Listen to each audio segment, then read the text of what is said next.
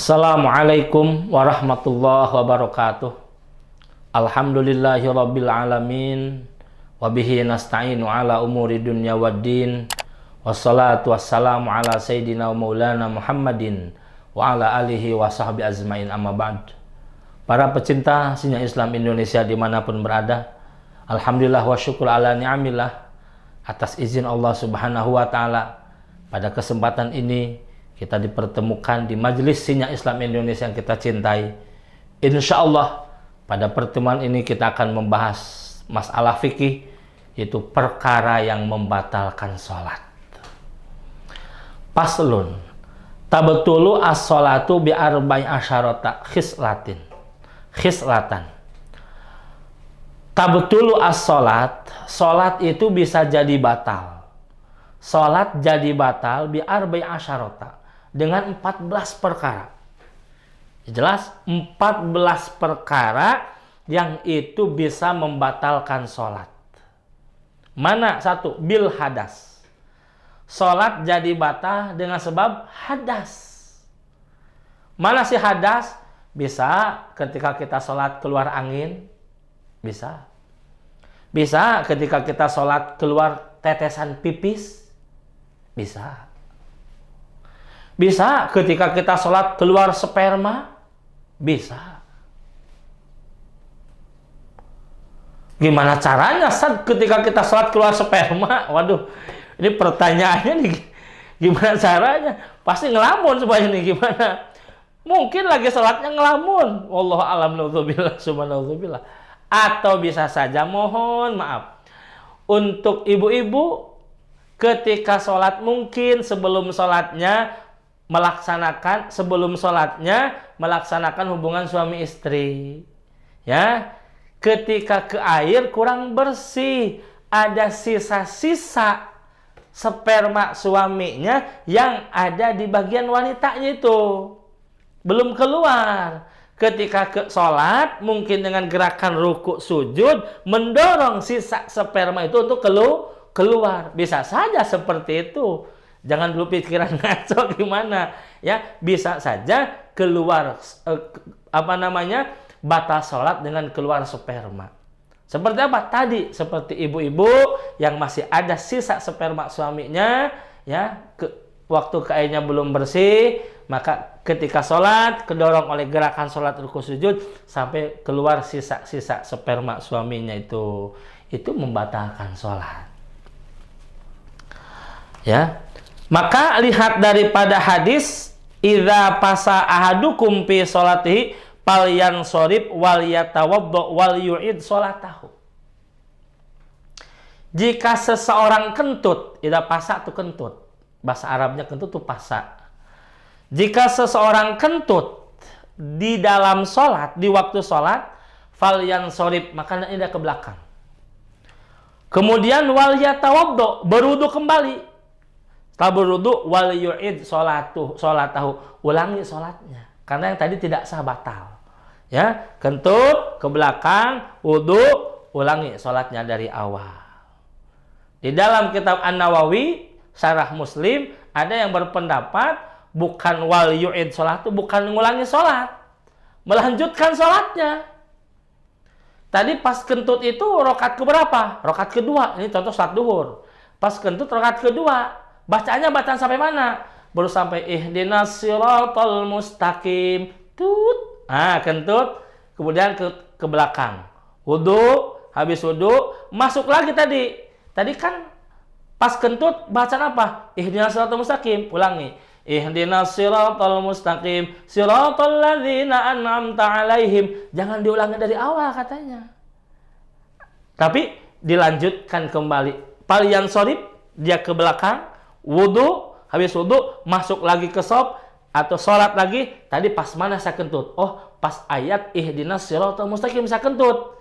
Kemudian dia ulang lagi. Ihdinas siratal mustaqim, siratal ladzina, itu namanya melanjutkan sholat. Ada yang berpendapat seperti itu. Tapi kalau yang kuat di kalangan Syafi'iyah, maksud idza pas ahadukum fi sholati, jika kalian kentut maka batalah sholat kamu, kemudian ke belakang, ngambil air wudhu, setelah wudhu ulangi sholat dari awal. Itu pendapat yang kuat di kalangan Syafi'iyah. Hadas kecil membatalkan sholat. Bagaimana kalau hadas besar? Seperti tadi keluar sperma, hadas kecil sudah besar, apalagi hadas besar. Sudah hadas kecil saja batal, apalagi hadas besar. Sekarang masalahnya gini. Saya tuh punya penyakit B, boson beser. Apa boson beser? Itu tiap kali gerak pasti keluar angin. Begitu ruku, cos. Begitu sujud, cos. Klepnya sudah agak kendor mungkinnya. Maklum sudah tua. Ruku, cos. Sujud, cos, keluar angin.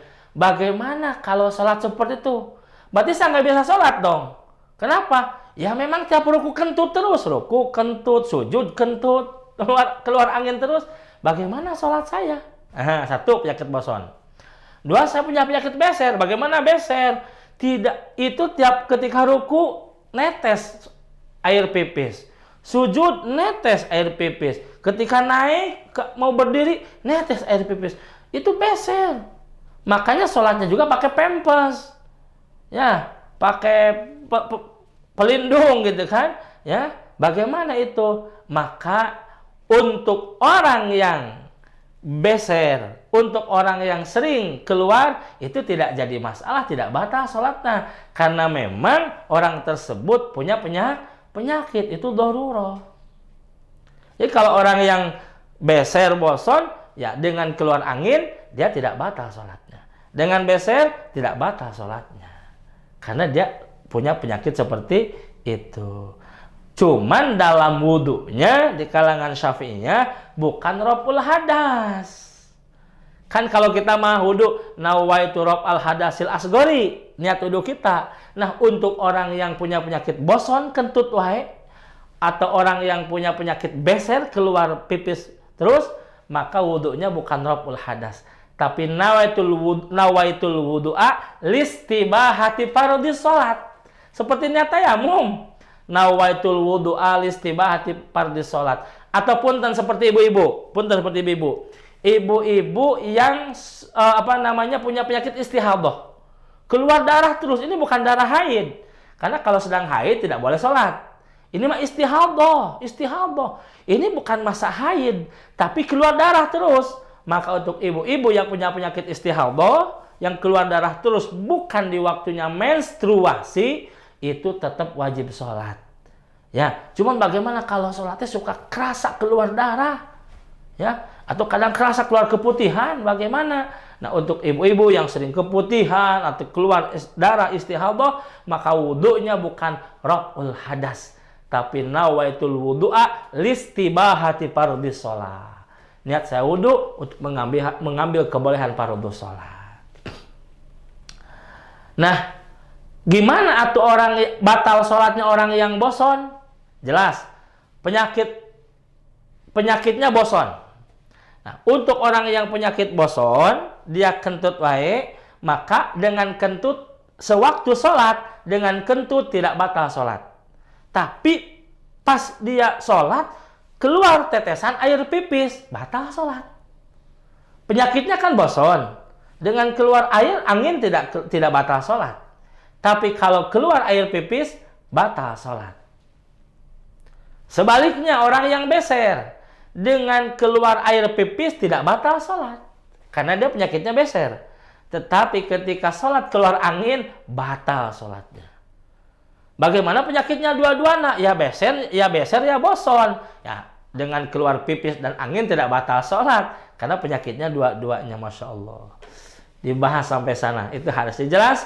Yang ke-1, membatalkan sholat adalah dengan sebab hadas. Untuk orang yang sehat dan normal. Kemudian yang kedua adalah biwuku in najasah. Illam tulqa halan min ghairi hamlin. Yang kedua yang membatalkan sholat adalah jatuh najis ke baju kita.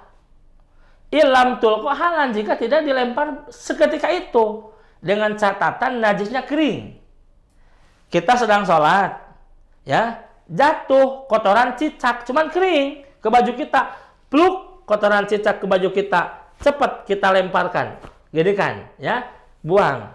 Ada bekas tai cicak gak di baju kita? Tidak ada karena kering, maka tidak batal sholatnya.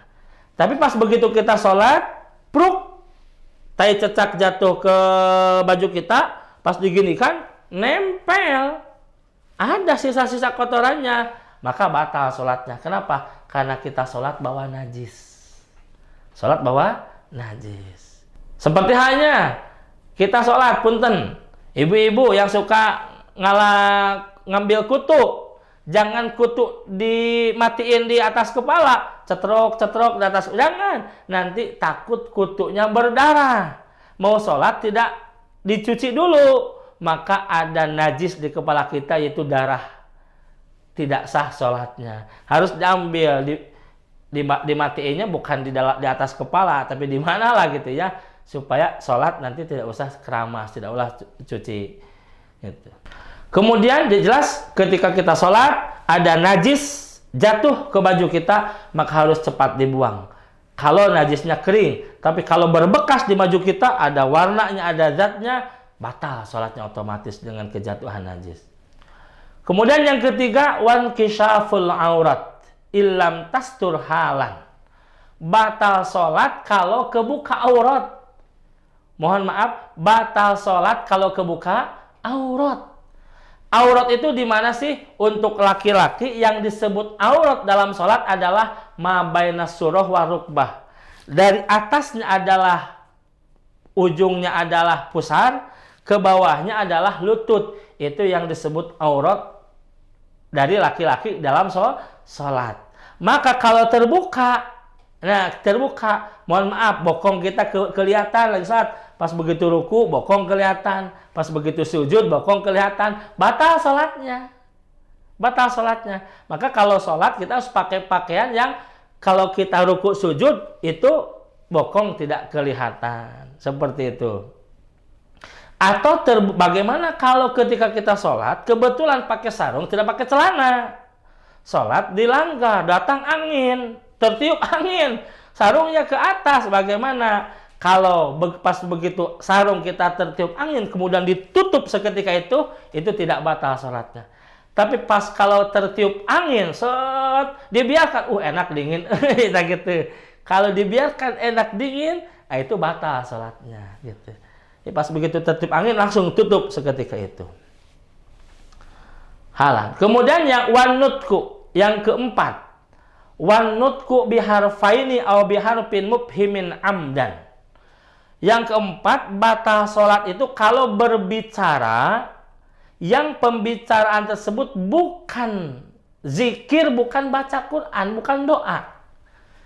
Jadi berbicara dalam sholat itu diperbolehkan hanya zikir, doa, takbir. Hanya zikir, doa, dan takbir itu boleh. Selain itu nggak boleh. Berarti kalau ada pembicaraan di dalam sholat yang itu bukan zikir, bukan ayat Quran, bukan doa, maka batal sholatnya. Sejauh mana pembicaraan? 1, 2 huruf.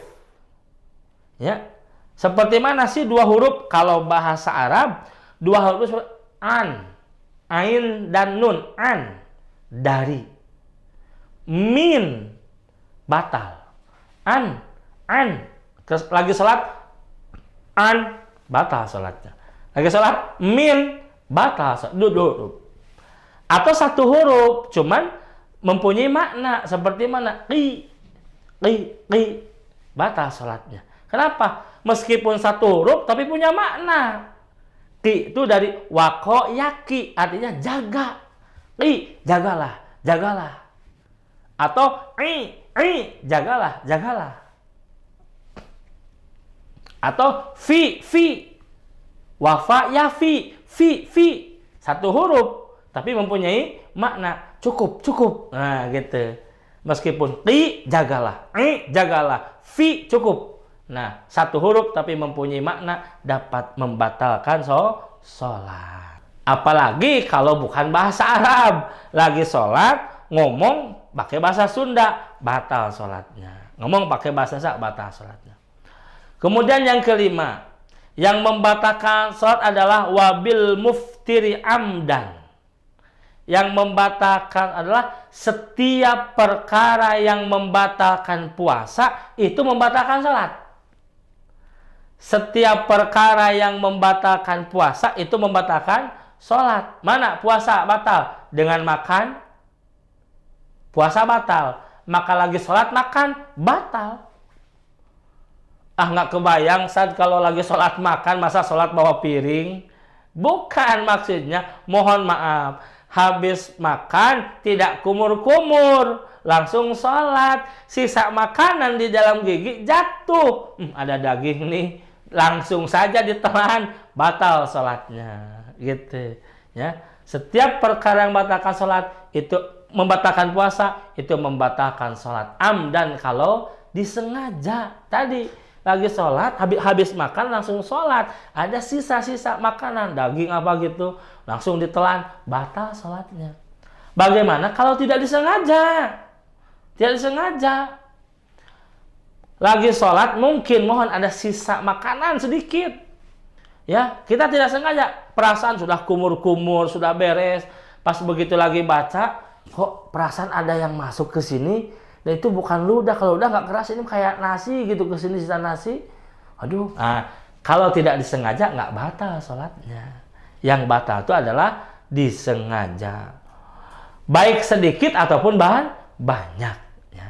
Sedikit kan cuma sebutir nasi sedikit. Kalau disengaja batal sholatnya. Kalau tidak disengaja tidak batal sholatnya.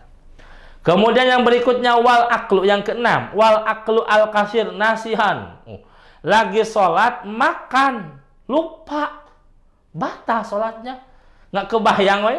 Lagi sholat, makan, lupa makan. Mungkin anak-anak ini mah. Anak-anak lagi sholat, di dalam sakunya ada roti. Lagi ada roti. Yang sholat, makan saja, lupa padahal.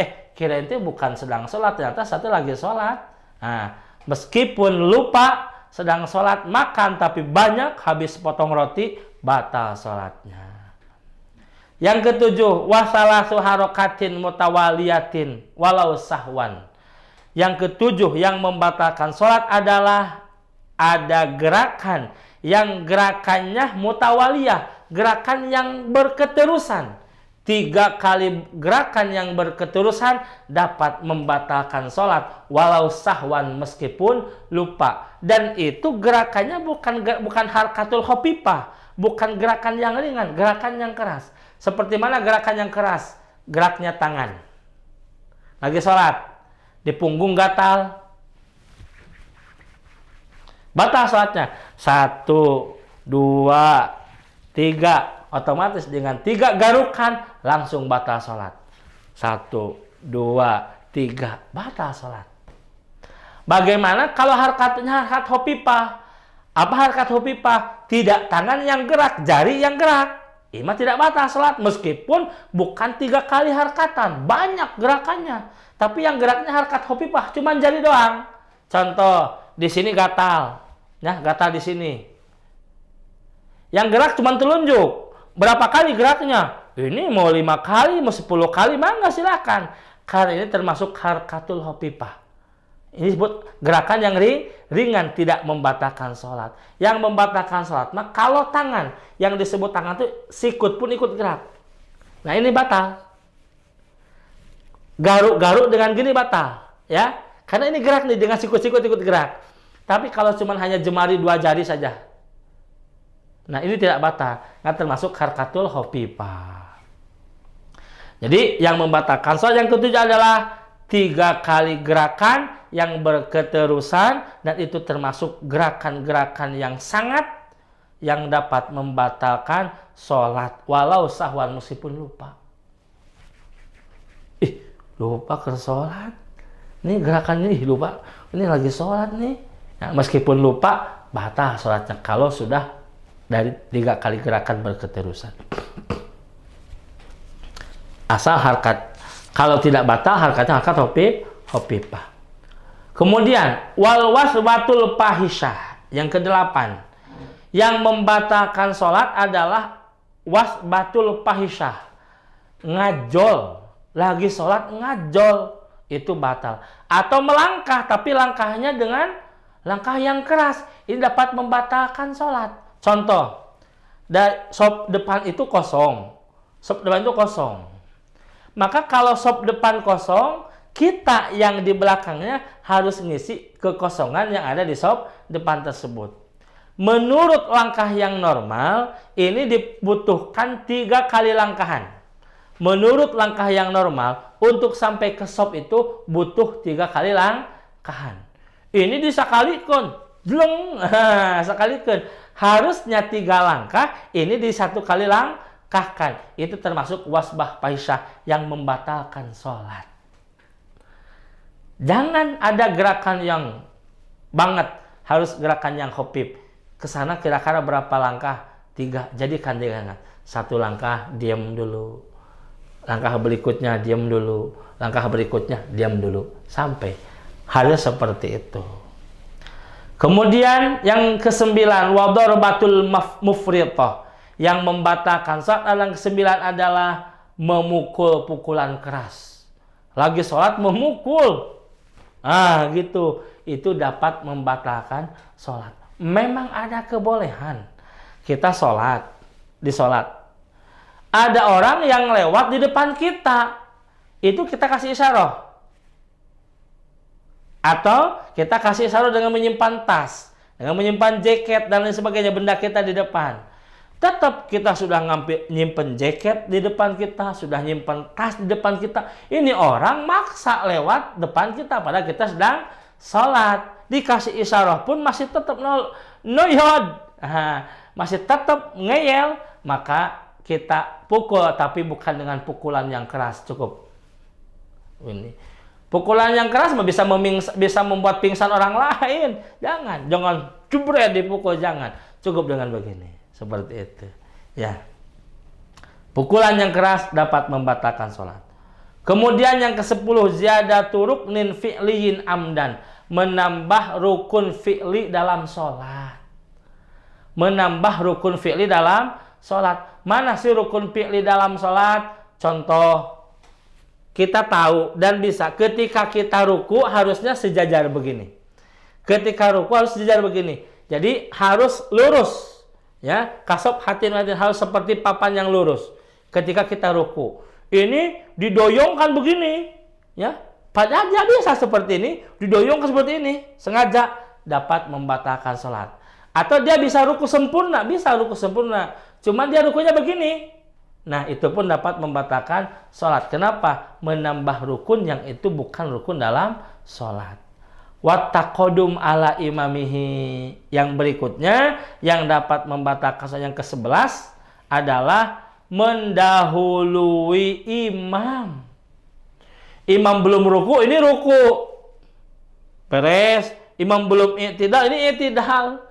Imam belum sujud, makmum sujud duluan. Nah, inilah makmum mendahului imam dalam gerakan sholat.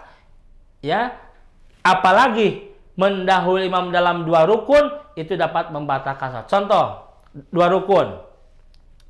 Imam masih berdiri, makmum Allahu Akbar langsung ruku, imam ruku. Imam masih ruku, makmum i'tidal, sami Allahu liman hamidah, imam sami Allahu liman hamidah. Nah, langsung otomatis si makmum batal sholatnya. Terpental dengan sendirinya. Kenapa? Karena si makmum mendahului imam dalam 2 rukun. Mana 2 rukun? Ruku, kemudian rukun kedua, i'tidal. Begitu. Bagaimana kalau 1 rukun? Tidak batal, cuman makruh. Imam belum ruku, makmum ruku duluan. Kemudian imam ruku. Nanti imam i'tidal, makmum ikut i'tidal. Ini tidak batal wudu, tidak batal sholat ini, karena hanya 1 rukun. Yang membatalkan sholat tuh kalau 2 rukun seperti tadi. Imam berdiri, makmum udah ruku, imam ruku. Imam masih ruku, makmum sudah i'tidal. Nah, ini yang membatalkan sholat karena takhallub, makmum mendahului imam dalam 2 rukun. Wa takhallub bihima bi ghairi udhrin. Takhallub apa takhallub? Antara imam dan makmum gerakannya beda. Tanpa ada uzur. Makmum masih berdiri, imam sudah sujud. Santai we. Jadi makmum imam itu cungclong, tidak seirama, tidak cungclong. Nah, ini yang dapat membatalkan sholat. Kenapa? Karena makmum dan imam takhallub berbedanya cukup jauh, tidak seirama dan tidak ada udur. Kemudian yang berikutnya, yang membatalkan sholat yang kedua, yang ke-12 adalah niyatu qat'is sholat. Niat untuk memutuskan sholat. Bagaimana sih niat untuk memutuskan sholat? Contoh begini, sedang sholat, Bismillahirrahmanirrahim, Alhamdulillahirabbil alamin. Di dalam hati berbisik, udah sholat saya mau dibatalin aja. Udah batal langsung seketika itu. Ketika kita sholat, sedang baca Fatihah, berbisik di dalam hati, udah niat sholat saya mau dibatalin aja udah langsung batal. Kenapa? Karena ada niat ingin ngebatalin sholat, langsung batal. Yang ke-13, wa ta'alluq qat'iha bi syai'in. Yang ke-13, membatalkan apa? Menggantungkan niat untuk membatalkan sholat. Bagaimana menggantungkan niat untuk membatalkan sholat? Contoh begini, menggantungkan niat untuk membatalkan sholat. Kita sedang sholat. Bismillahirrahmanirrahim. Alhamdulillahirabbil alamin. Begitu noleh keluar, ya, ada jemuran kita lagi ngejemur baju. Kebetulan mau hujan. Kelihatannya mau hujan, udah mendung. Pokoknya lah, kalau nanti turun hujan, saya mah langsung mau ngebatalin sholat. Itu udah hujan belum? Belum hujan. Cuman dia menggantungkan, kalau nanti turun hujan, saya mah langsung mau ngebatalin sholat. Maka dengan niat menggantungkan sholat, kalau turun hujan, nanti saya akan ngebatalin sholat, otomatis sholatnya langsung batal. Karena niat menggantungkan sholat. Kalau dalam bab tolak mah disebut sigoh ta'liq tolak. Kalau dalam tolak itu disebut sigoh ta'liq tolak. Menggantungkan nolak istrinya. Menggantungkan jatuhnya tolak terhadap istri. Yang ke-14. Yang membatalkan sholat yang adalah wat tarodud bi qat'iha. Ragu-ragu di dalam memutuskan sholat. Batalin nggak ya? Batal langsung. Wat tarodud bi qat'iha. Ragu-ragu dalam memutuskan sholat. Lagi sholat. Ihdinas siratal mustaqim. Siratal ladzina an'amta alaihim. Batalin nggak ya? Sholat saya. Udah. Dia ragu-ragu batalin nggak ya? Sudah batal sholatnya. Bagaimana kalau punya anggapan? Begitu sedang sholat, ihdinas siratal mustaqim. Sholat saya sah nggak ya? Sholat saya nggak sah nggak ya? Kalau terlalu lama, terus lagi baca surat, sholat saya nggak sah. Sholat saya sah nggak ya? Lagi ruku, sholat saya sah nggak ya? Batal sholatnya. Kan terlalu lama, ragu-ragu dalam sholat. Oleh karena itu maka dalam sholat tidak boleh ada keraguan, harus yakin. Dalam sholat tidak boleh ada keraguan, harus yakin. Sholat saya sah nggak ya? Sah. Jangan nggak ada yang nggak sah. Para pecinta sejarah Islam Indonesia dimanapun berada, itulah 14 perkara yang dapat membatalkan sholat.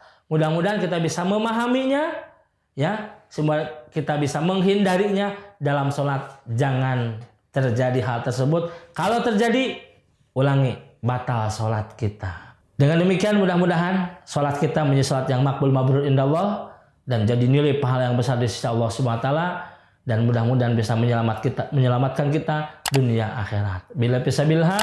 Assalamualaikum warahmatullahi wabarakatuh.